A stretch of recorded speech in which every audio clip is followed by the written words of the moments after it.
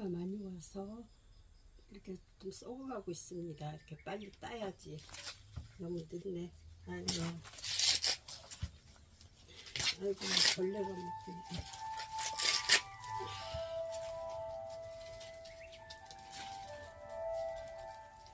점심시간 점심 먹으라고 동네에서 신호를 보내네요.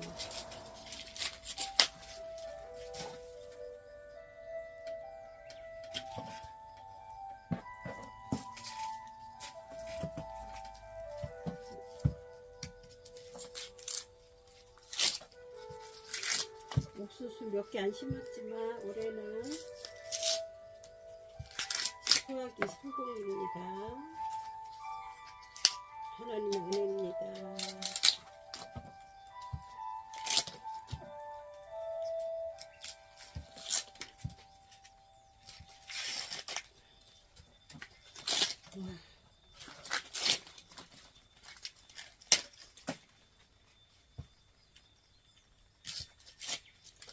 이걸 쪄서요 냉동시켜 놔서 놨다가 겨울에 먹기도 하고 지인들에게 나눠주기도 하고 그럽니다.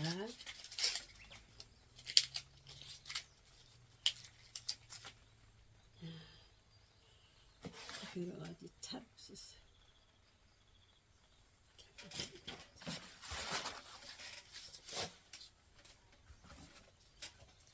아, 엄청 많네요. 또 있어요, 밭에. 아, 이거 다 따야 돼. 이거 얼려놓을 데가 없네.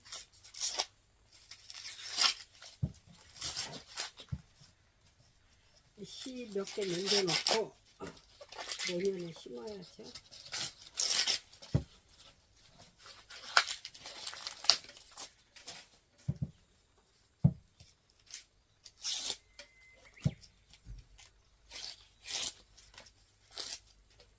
우리 성도들은 벌써 나눠줬습니다. 어제 주일날 예배 끝나고 다들 나눠줬어요.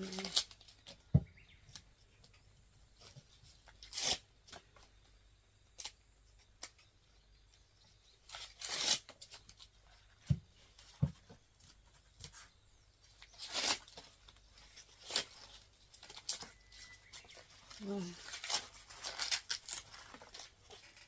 이거는 수염이네요. 수염. 옥수수 수염이 차에 좋다 그래서 한번 말려보려고요. 수염 감사합니다. 할렐루야.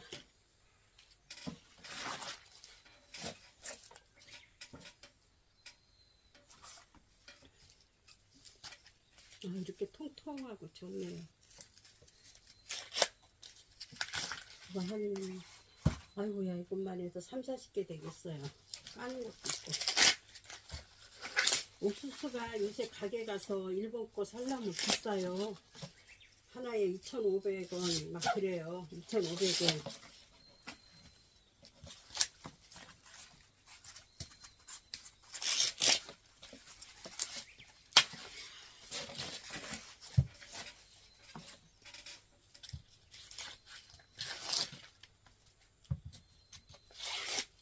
제가 토요일날 제가 공부하는 게 있어요.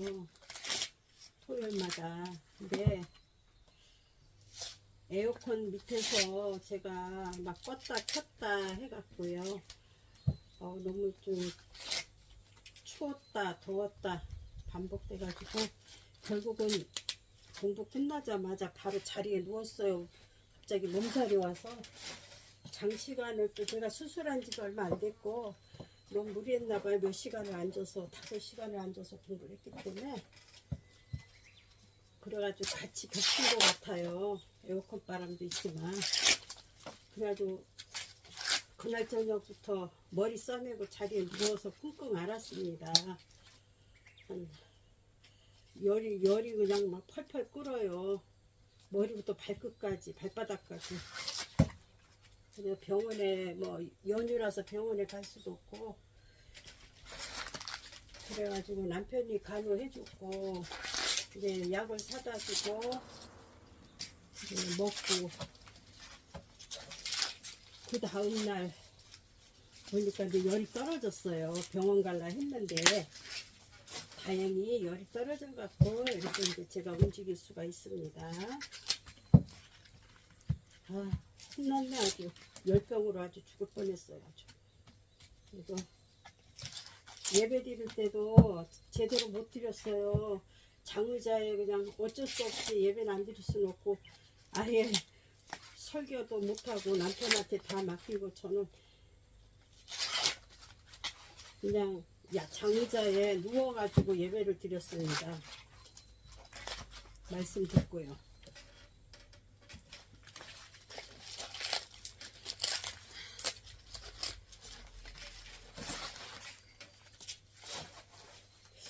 옛날에 저희 외할머니께서 옥수수를 따갔고요. 이거를 하고 이렇게 처마 밑에다가 매달아 놓고 막 그랬어요. 그리고는 말렸다가 나중에 그걸 따갖고 물에 불려서 갈아가지고 밥에도 넣고 이렇게 먹던 생각이 나요. 제가 제 어렸을 때 간증을 한번 하겠습니다. 누구나가 다 어린 시절에 가난하고 어렵고 다 보릿고개를 다 지나왔다고 생각합니다. 저도 제가 초등학교 때인가 너무너무 집안이 가난해서 정말 집에 풀칠할 것도 없이 너무나 어려워갖고요. 굶는 게 일쑤였어요. 그러니까 제가 장녀기 때문에 나가서 일을 해야 했어요. 저희 엄마, 친정엄마는 식구들 벌어먹이기 위해서 이제 도야지로 갔어요. 이 돈 벌러. 그래서 집에 먹을 게 없어갖고 아버지는 폐병 3기로 다 자리에 누워갖고 정말 움직일 줄 못하시고 그래서 제가 어린 나이에 소녀 가장으로 나가서 개울에 가서 자갈 줍는 일, 산에서 나무 해다가 한 단에 300원씩 팔아서 보리쌀 구입하기도 하고 그런 배고픈 삶을 살았죠. 근데 저희 돈 벌어서 하얀 쌀과 고기 반찬 사오시겠다고 떠나셨던 어머니가 돌아오기를 기다렸어요. 너무 배가 고파서. 그래서 가을에 다들 수확 끝난 뒤로 남의 집 밭에 가서 그 새들이 쪄먹고 남은 것들 딱딱한 옥수수 그거를 찌꺼기들을 주워 왔어요. 그거 주워다가 이제 삶아서 그걸로 끼니를 때웠는데 너무너무 딱딱했어요. 잘 아무리 푹 삶아도 잘 안 물렁물렁하지가 않더라고요. 근데 저희 막내 여동생하고 이제 막내 여동생이 4살인가 그랬어요. 근데 우리 막내 여동생하고 이 딱딱한 옥수수 새가 먹다가 남은 그 옥수수를 쪄가지고 고추장에 빨갛게 발라서 우리 그 집 앞에 면사무소가 있었습니다. 면사무소 앞에 버스 정류장이 있습니다. 그 버스 정류장에 딸 손잡고 그 면사무소 앞에 정류장 그 앞에 언덕에 앉아서 엄마가 하얀 쌀과 고기 반찬 사오시기를 기다리면서 늘 거기 가서 엄마를 기다렸습니다. 그때는 길거리에 가을이 돼가는데 코스모스가 한들한들 피고 가을 거지가 막 거의 끝날 무렵이었어요. 근데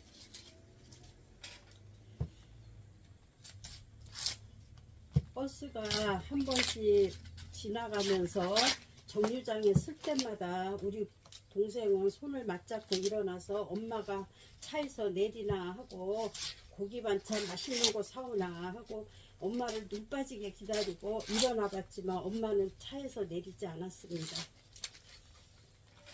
그리고 그 버스는 빈포장 도로이기 때문에 먼지를 일으키면서 우리 자매들을 비웃듯이 이제 출발하면서 달리더라고요.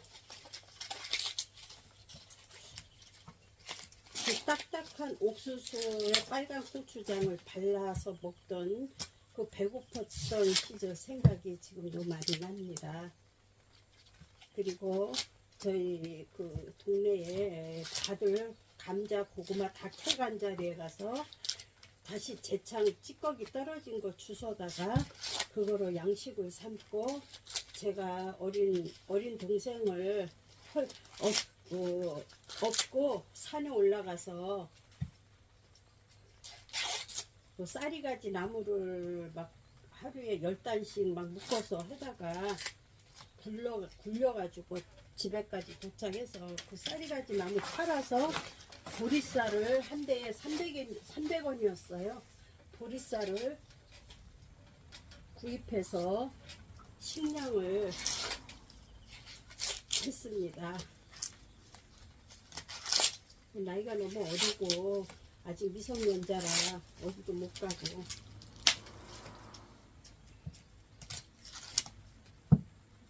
어린 시절에는 행복하지 못했어요. 우리 아버지한테 부모님한테 사랑 못 받고 자랐기 때문에 제가 살아오는 과정이 참 험난했습니다. 일본에 오기까지. 나중에 어머니가 전도사 생활을 이제 나중에 전도사 생활을 했습니다. 목회자가 없는 그런 교회에 가서 가난한 교회에 가서 사례비도 없이 사역을 했습니다. 오랫동안 몇십 년 했어요. 안방에서부터 시작해서. 그리고 굉장히 부흥도 됐고 무당들이 득실거리는 그런 곳에 가서 핍박과 혼란을 받아가면서 복음을 전하고 교회로 사역을 감당했습니다. 목회하는데도 너무너무 가난했어요. 저희 아버지 돌아가시고 저희 친정 엄마가 본격적으로 이제 전도사 사역을 감당했습니다. 그 당시에 월급이 감리교회 어머니는 감리교회 출신인데 그 당시에 월급이 5,000원이었어요. 5,000원. 5,000원 가지고 우리 동생하고 저하고 세 식구가 엄마하고 그걸로 먹고 살았고 그걸로 해가지고 목회를 했는데 턱없이 부족하죠. 가난한 어머니의 그 목회 생활에 너무나 질려버려서 저는 이 다음에 크면은 절대로 엄마같이 목회자 길을 안 가겠다고 제가 생각을 했습니다.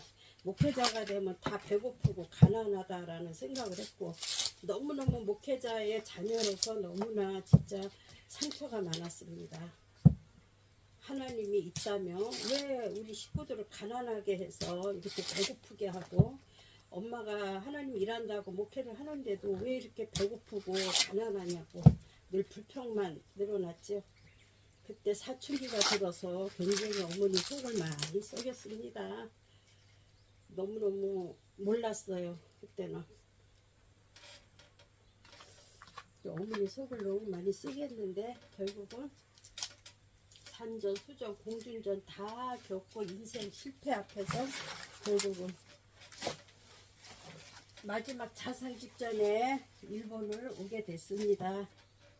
자살하기 전에 제가 강원도 춘천입니다. 강원도 토백인데 마지막 모든 인생의 실패를 다 하고 소양강 다리 밑에서 죽으려고 신발 벗고 바위 위로 올라갔습니다. 한밤중에.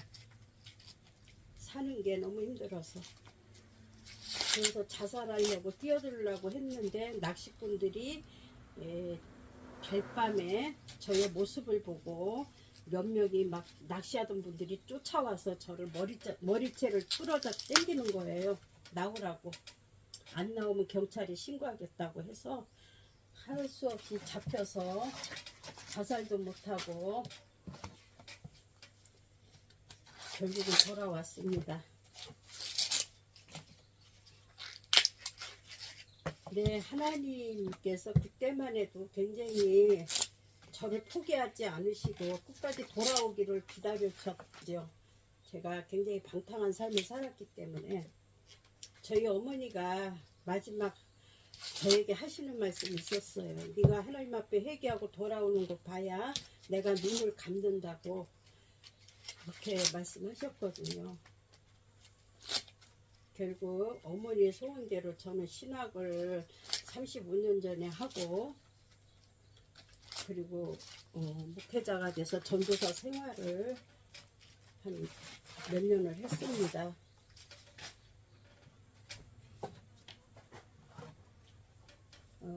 그 다음 또 이제 넘어가서 지금은 일본 땅이 굉장히 잘 사는 나라라 부자 나라인 줄 알았어요. 그래서 저는 중매로 다 일본을 오게 됐어요. 부잣집 남자라고 해가지고 마지막 인생을 한번 펼쳐보라고 진짜 꽃길을 거는 줄 알았어요. 와봤더니 빚이 1억 가까이 있는 그런 집안으로 시집을 왔더라고요. 저를 속여서 중매장이가 속여갖고 저를 여기다가 팔아 넘긴 거죠. 소개비 3천만원 300만원 받아가지고 그는 가고 나를 여기다 갖다가 팔아 넘겼어요. 이 모가미에다가. 언어가 안 통하니까 부잔지 가난한지 알 수도 없었지만 나중에 알고 보니 빚쟁이 집이더라고요. 참 많이 절망을 했어요. 일본 땅에 와서 냉장고에 먹을 것도 없고 내 나라 버리고 먼 나라에 와가지고 이게 뭐하는 짓인가 싶은 게 참 농사도 안 져봤는데 농사를 처음으로 막 모판도 들고 밭에 나가 씨도 뿌리고 풀도 뽑고 생전전 안 해봤어요. 저희 친정 엄마도 안 해본 사람이에요.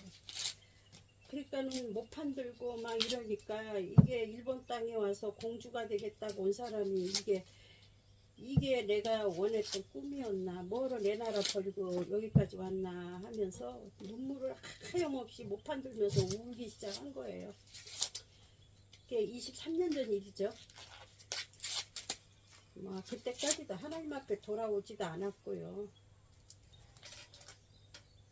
그래서 할 수 없이 제가 이 집을 버리고 떠나면은 이 집이 또 남편이 상처를 받을 것 같아서 제가 포기하고 이 집을 위해서 살아야 되겠다 생각을 하고 다 내려놓고 산에 올라가서 여기는 뭐 직장 언어가 안 통하니까 회사에서 일을 할 수도 없고 직장에 나갈 수도 없고 만만한 거 산이었어요. 산에 올라가서 죽순 캐고 고사리 캐고 고기 캐갖고 이 집안을 일본 집을 제가 도왔어요. 그거 팔아서 생활도 하고 냉장고에 먹을 것도 없어서 배가 고파서 산에서 죽순 캐다가 그 생죽순을 뜯어먹고 그랬어요. 그걸로 배를 채우고 새벽 2시에 산에 올라가서 이제 나무를 거기 도착하면 새벽 4시래요. 높은 산까지 가야 되니까. 그럼 때로는 곰도 만날 때도 있고 곰이 죽순을 참 좋아합니다. 그래서 곰이 똥을 잔뜩 싸놓고 갈 때가 있어요. 김이 모락모락 나고. 그러면 가까이 있다라는 신호기 때문에 죽순 바구니, 배낭, 다 내던지고 도망가는 겁니다.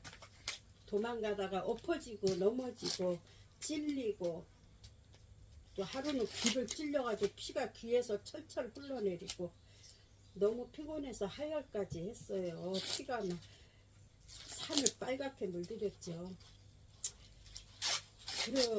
그러면서 내가 이 산에서 이렇게 비참하게 살다가 죽을 수는 없지 않냐. 내가 그때 하나님을 찾았어요. 그때 잃어버린 하나님 10년 동안 방탕해서 세상에서 방탕하다가 일본 땅까지 왔는데 희망이 없던 저에게 그때 하나님이 그 산에서 나를 만나주셨어요. 하나님께서는 나를 버리지 않았다.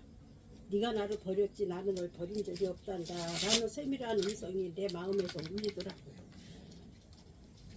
천군 천사의 찬양 소리가 온 산을 덮었어요. 그때 하나님 나 살려달라고. 비참하게 이 산에서 죽을 수는 없다고.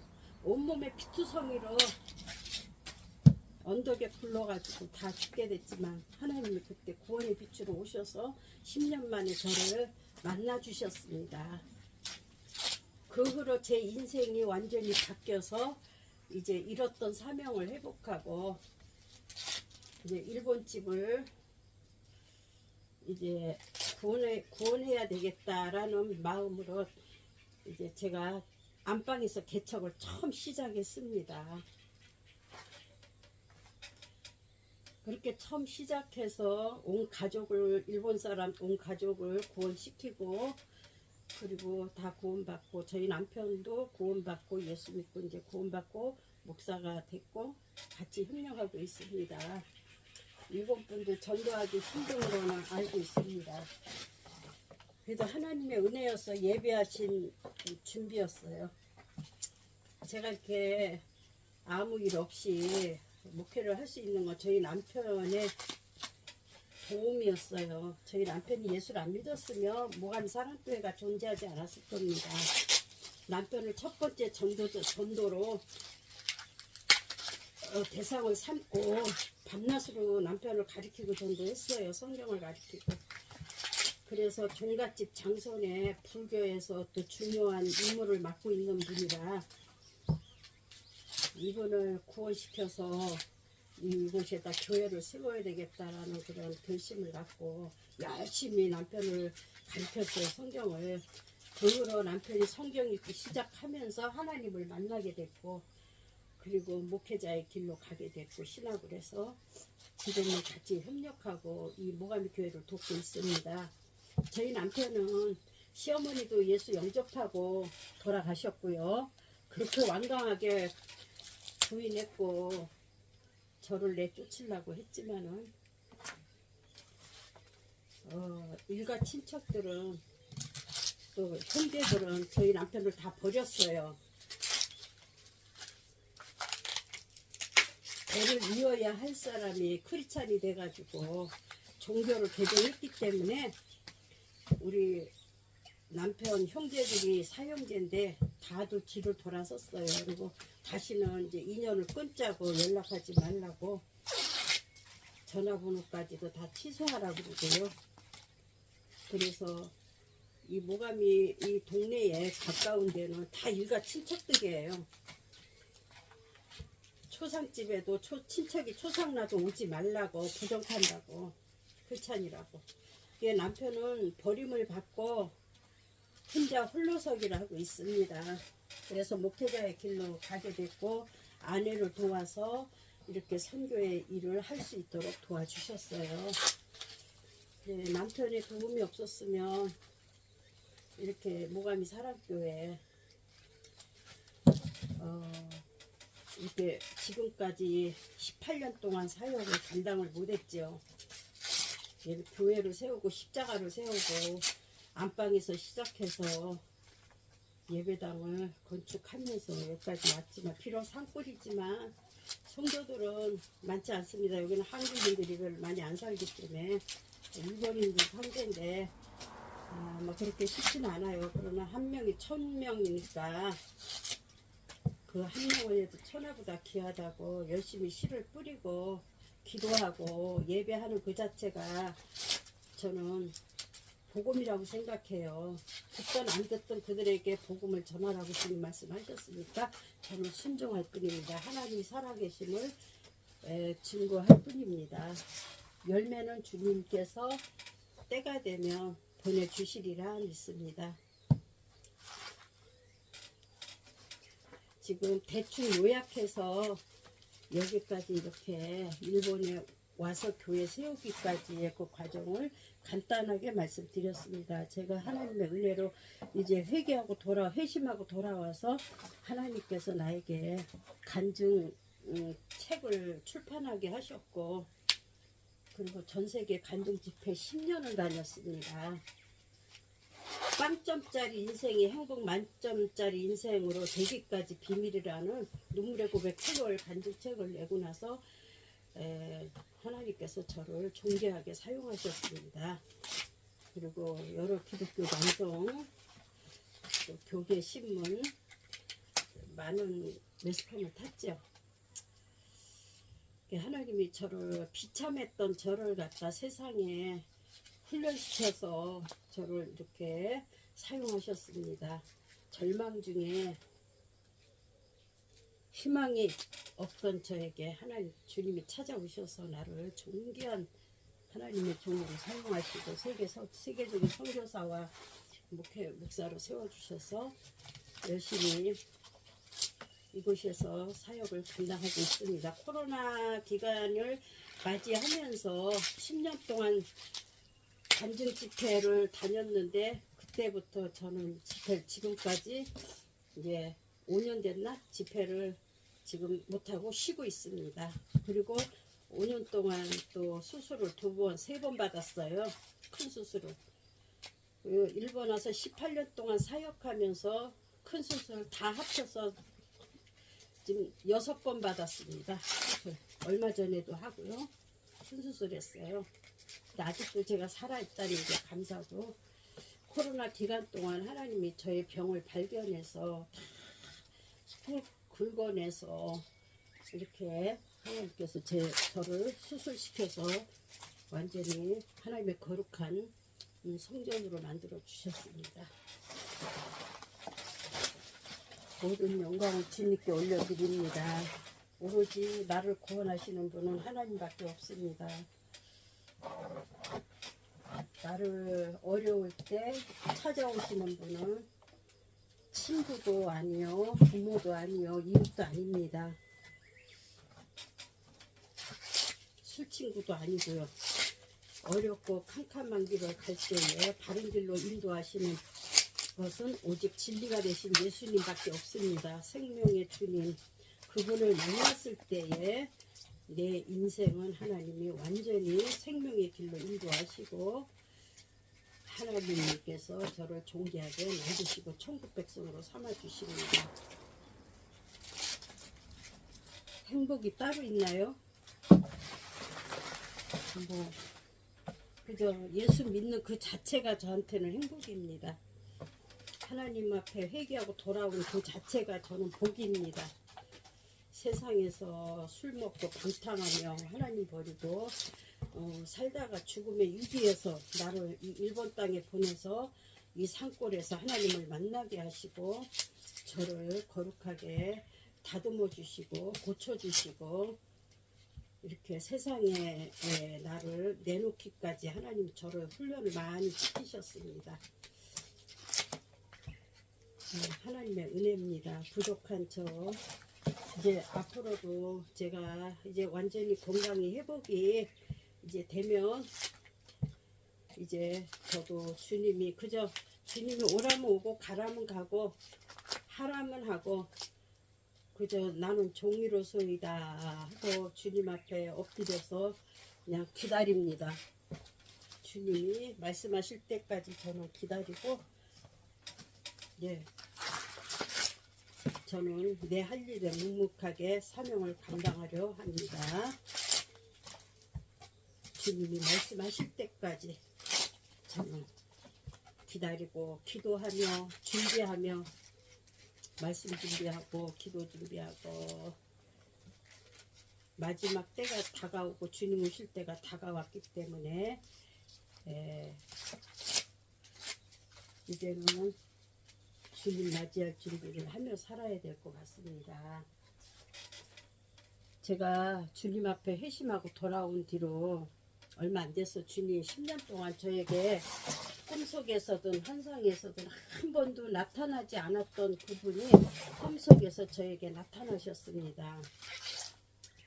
한 번은 제가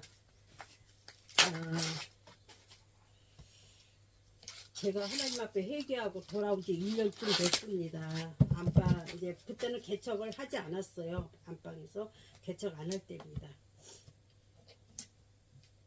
저는 뭐 신학을 한 지는 35년 전에 했고요. 근데 한 번은 동경에서 목사님 두 분이 이 동북 지역을 홋카이도서부터 돌면서 전도를 한대요. 두 목사님께서 노방전도.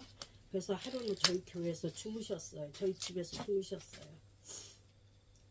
주무시고 산더덕을 캐다가 대접해드리고 아침에 일찍 8시쯤에 떠나셨어요. 그분이 떠나시고 난 뒤로 그 후에 내가 목사님이 주무셨던 그 방에 잠시 눈을 붙였습니다. 피곤해서 한 8시 조금 넘었나?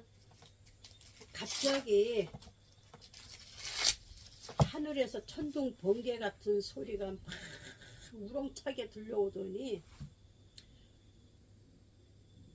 하늘이 깜깜했던 하늘이 환하게 열리면서 거기에 천군 천사들이 나팔을 불며 공중에서 나팔을 불며 뒤에서는 하얀 흰옷을 입은 앞서간 성도들이 뒤를 구름대와 같이 뒤에서 같이 따라오고 있습니다. 빵빠빠빵 그러면서 그 공중에 주님 오시는 그 우렁찬 나팔 소리가 들리게 됐습니다. 천군천사가 나팔을 불자 그 맨 앞에 누가 섰냐면 예수님께서 바로 맨 앞장에 딱 나타나시는 거예요. 예수님이 세상에 나타나자마자 이 어두웠던 일본 땅이 갑자기 빛으로 환하게 비치면서 막 땅이 갈라지고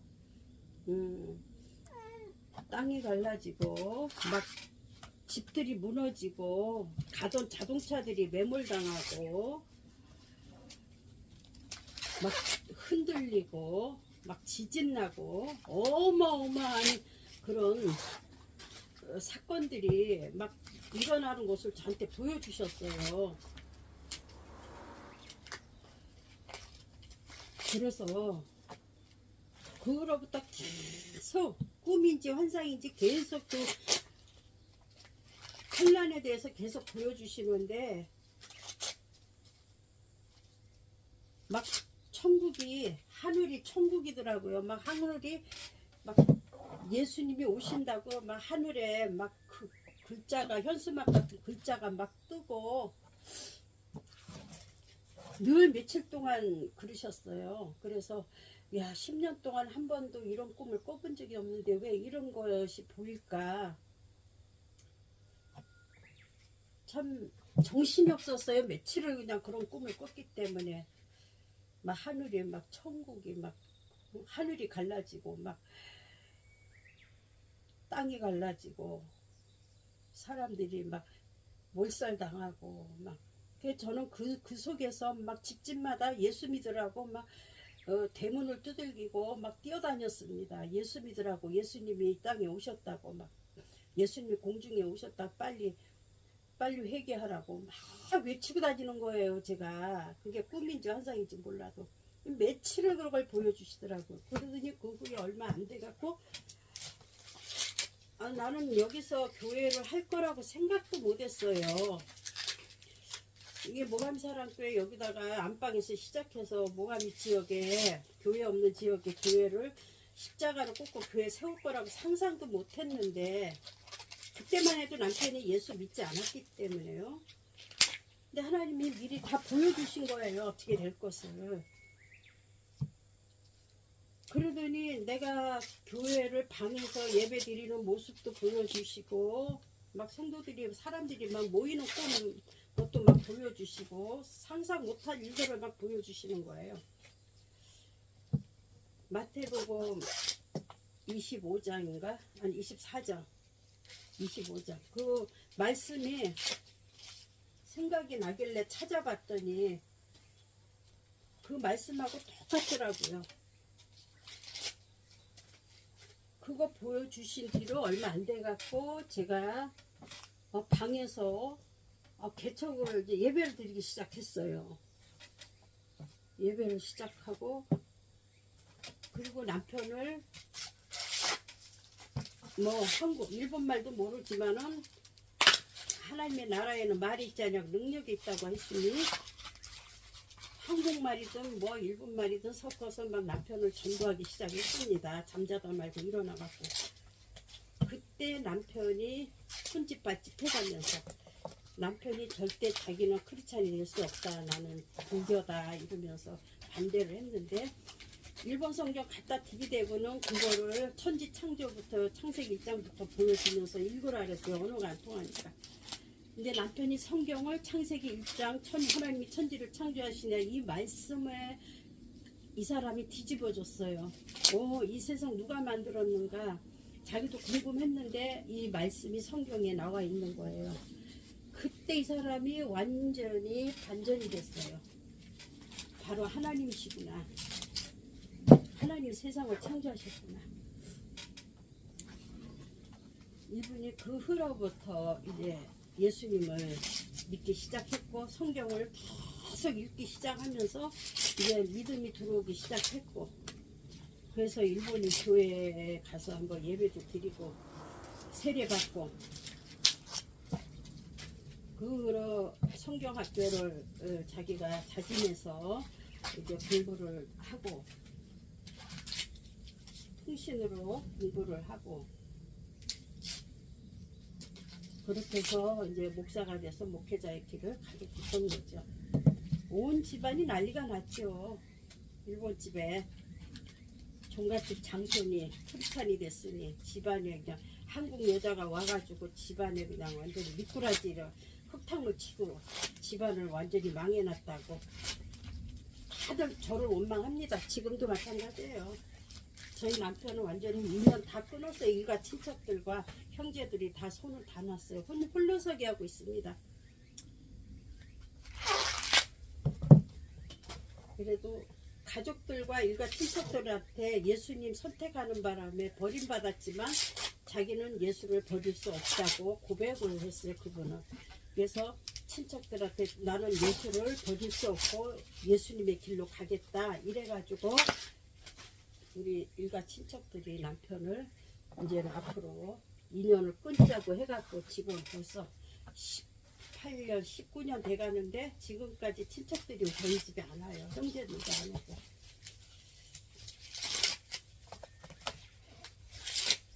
참 하나님께서 존귀하게 쓰임받게 하시니 감사하고 하나님의 계획과 뜻이 있었고 나를 구원하신 하나님 남편도 구원하시고 시어머니도 구원하시고 일본의 깡패들도 전도해서 더 구원시키고 세례주고 참 18년 동안에 참 여러가지 일들이 참 많았습니다. 하나님은 살아계십니다. 누구도 의지할 게 없습니다. 사람에게 위로받으려고 하다가 상처받기도 하고 의인은 없나니 하나도 없다고 주님 말씀하셨기 때문에 우리는 주님 오실 때가 가까웠으니 정신을 차리고 신부로서 단장하고 말씀의 흰옷을 입고 기도의 흰옷을 입고 주님 맞이할 준비하며 늘 정직하고 거룩한 마음으로 주님이 오시는 그날을 아름답게 주님 들림받는 신부가 되도록 기도합니다.